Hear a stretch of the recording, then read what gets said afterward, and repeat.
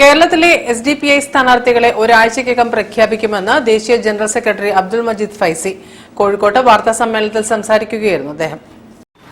അടിസ്ഥാനപരമായി ആദ്യം BJP വിജയിക്കാതിരിക്കുക എന്ന കാര്യത്തിൽ നിർബന്ധ ബുദ്ധിയുള്ള ആളുകളാണ് ഞങ്ങൾ. ഇന്ത്യയിലെ എല്ലാ മതേതര വിശ്വാസികളും അതാണ് ആഗ്രഹിക്കുന്നത്. ആ ഒരു നിലപാട് പുലർത്തുന്ന ഒരു പാർട്ടിക്ക് അങ്ങനെയല്ല സ്വീകരിക്കാൻ പറ്റുള്ളൂ. BJP ജയിക്കാതിരിക്കാനുള്ള നിലപാടല്ല സ്വീകരിക്കാൻ പറ്റുള്ളൂ.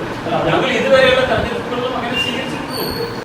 വിശപ്പുരഹിത ഭയരഹിത ഇന്ത്യ എന്ന മുദ്രാവാക്യമുയർത്തി 60 മണ്ഡലങ്ങളിൽ സ്ഥാനാർത്ഥികളെ നിർത്താനാണ് ഉദ്ദേശിക്കുന്നതെന്നും പി അബ്ദുൾ മജീദ് ഫൈസി വാർത്താസമ്മേളനത്തിൽ വ്യക്തമാക്കി.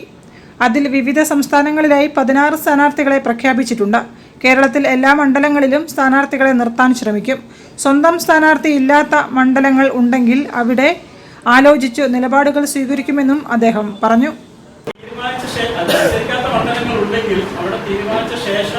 തീർച്ചയായും നിങ്ങൾ അറിയിക്കും.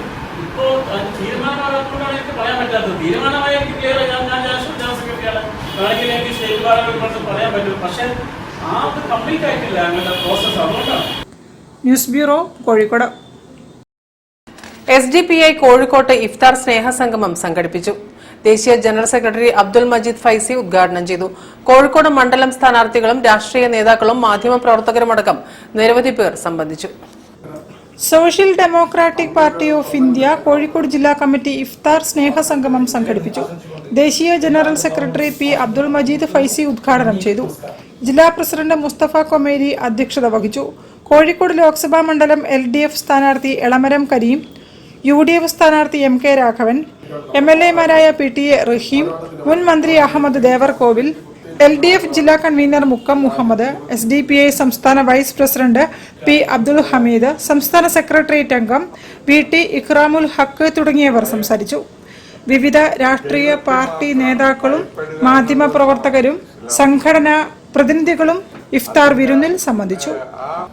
സ്നേഹസംഗമങ്ങൾ, ഒന്നിച്ചുള്ള ഭക്ഷണം, ഒന്നിച്ചുള്ള പ്രവർത്തനം വളരെ നല്ലതാണ്. ഈ ഇഫ്താർ മീറ്റിംഗിന് എല്ലാവിധ ആശംസകളും ഞാൻ നേരുന്നു. ഞാൻ ഇങ്ങനെ ഇവിടെ ഇരിക്കുമ്പോൾ ഞാൻ കണ്ടത് നല്ല വ്യക്തി, നല്ല സമൂഹം.